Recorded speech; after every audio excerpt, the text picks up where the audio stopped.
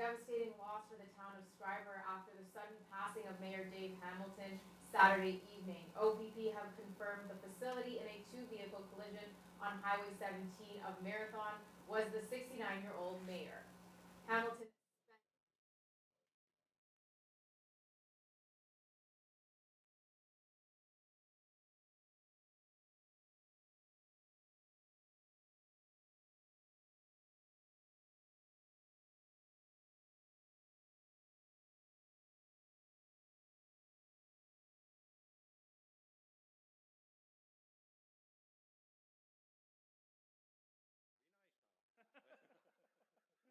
I've known Dave for a lot of years as a counselor, and then of course the mayor and Schreiber. Throughout our different meetings with Thunder Bay District Municipal League, as well as NOMA, meeting in Toronto, meeting as local mayors here regionally and throughout the North Shore. It's a really devastating blow to the community of Schreiber as well as to the district, and just going to miss Dave completely. Hamilton leaves behind a wife and two children, along with several grandchildren. A release from the OPP states an investigation into the crash is still ongoing, with possible charges pending. The Thunder Bay District has now recorded more COVID-19 cases in 2021 than in all of 2020, passing the milestone after 13 new cases were reported Sunday. The Thunder Bay District Health Unit has confirmed 590 cases in just over 6 weeks in 2021, compared to the 585 throughout last year. All 13 new cases are in Thunder Bay and surrounding areas. 10 of the new cases were a result of close contact with a previously identified case. One had no known exposure, and an exposure category for 2 others was pending. The number of active cases rose to 152. It's the highest level since January 9th. There were 4 people in hospital with the virus Sunday, an increase of 2. One of those was in the intensive care unit. Prime Minister Justin Trudeau has recently felt the pressure from critics over Canada's stalled vaccination rollout. Canada has secured the world's largest number of potential COVID-19 vaccine doses per capita, but it currently stands 40th in global rankings of doses administered per 100 people. Vaccine delivery is expected to ramp up, with over 300,000 doses expected to reach Canadian soil next week. Local Liberal MP Marcus Pawlowski says even with the recent delays, he feels the government has the situation under control. And I think I'm somebody who's got a reputation as being a fairly straight shooter. Sometimes it gets me in problems with my own party, but I say it the way it is. And I think we've done pretty well with the vaccines. I know there's a bit of a lull here when we didn't get Pfizer for a week. But what does the opposition want us to do? That they had to close down the plant or do something for a week in order to try to double their production for the year. So what would we prefer? To have twice the amount, or to get the vaccine a week sooner? So it made sense. Trudeau has promised that by the end of September, every Canadian who wants a vaccine will get one. Pawlowski is confident that that promise will be upheld because new vaccines will continue to be approved, allowing many more doses to reach Canadians across the country. With the Thunder Bay region moving into the red control level on Tuesday, many local business owners are getting ready to open their doors. The red control level will allow in-person shopping for retail services with capacity limits. All pertinent information regarding the new regulations can be found on the Thunder Bay Chamber of Commerce website. Chamber President Charla Robinson wants to highlight another new requirement. All businesses must have a safety plan developed and posted upon reopening. All businesses are required to have a safety plan in place.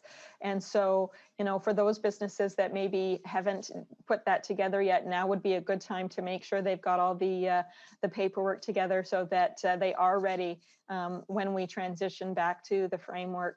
And we're certainly looking forward to being able to allow businesses to have a little bit more opportunity while continuing our efforts to keep people safe.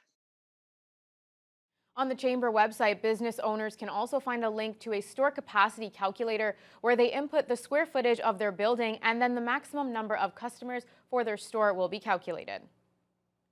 A fire has destroyed a home and several vehicles in Dryden. The Dryden Fire Police Service responded to a structure fire on Kearney Hill Court around 4:30 p.m. Friday, arriving to find 2 homes and 3 vehicles on fire.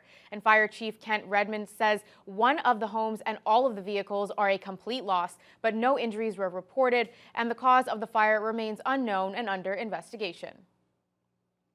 The Lake of the Woods District Hospital in Kenora is asking residents in that part of the region to be vigilant and to do their part to keep COVID-19 at bay.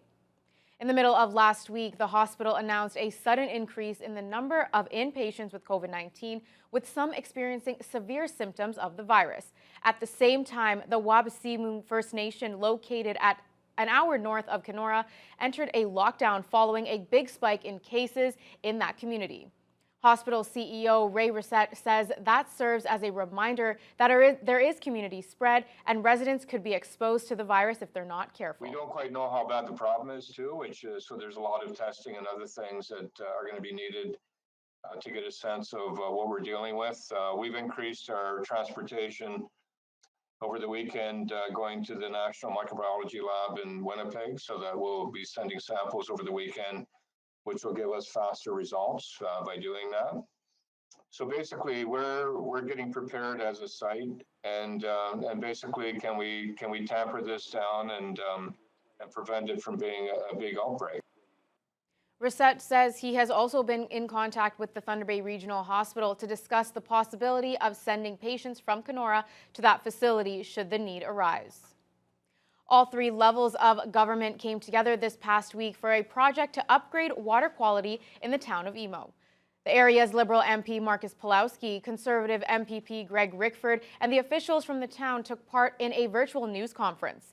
A total of $715,000 will be spent to mitigate elevated levels of the carcinogenic THMs in Emo's water system.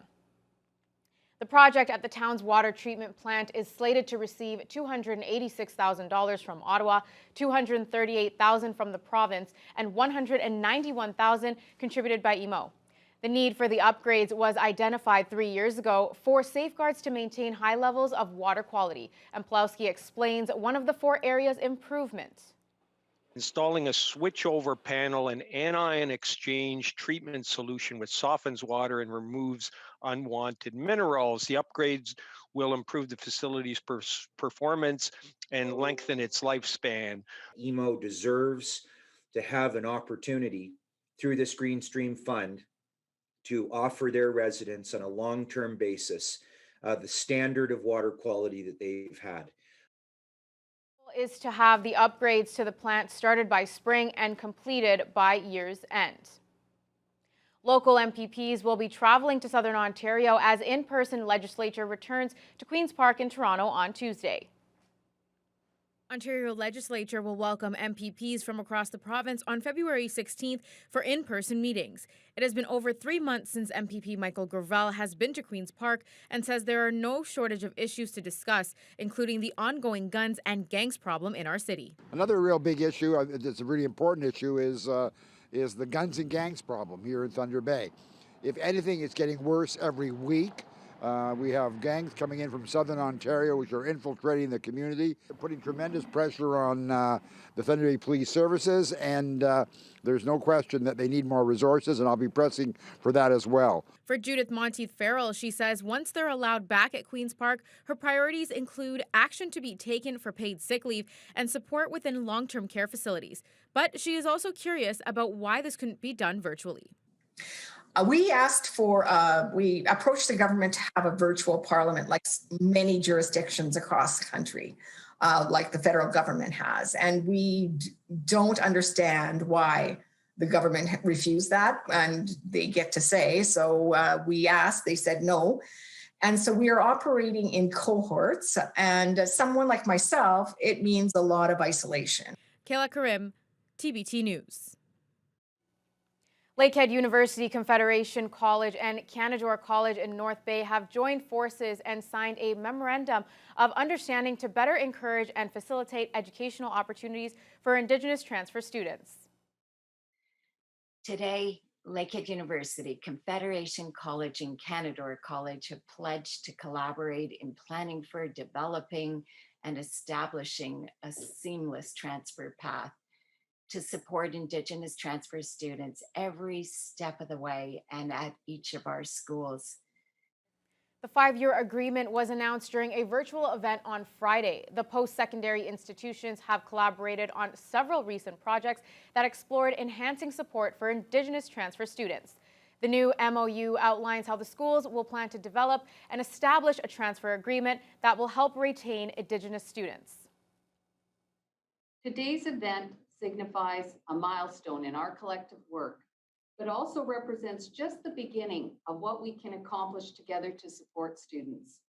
We are excited for this next phase of our partnership in which we will transform the Indigenous student transfer experience. The schools will establish internal and external working groups that will be first points of contact for Indigenous transfer students, all in an effort to uphold and make progress on the principles in the MOU. Joining us now is Avery McRae. Tell us about the Raptors. It was a really tough ending for them with Pascal missing that layup. It was not the game they were looking for. You had a great look. You would thought they're tying this game, they're going to overtime, but we'll give you those highlights when we return.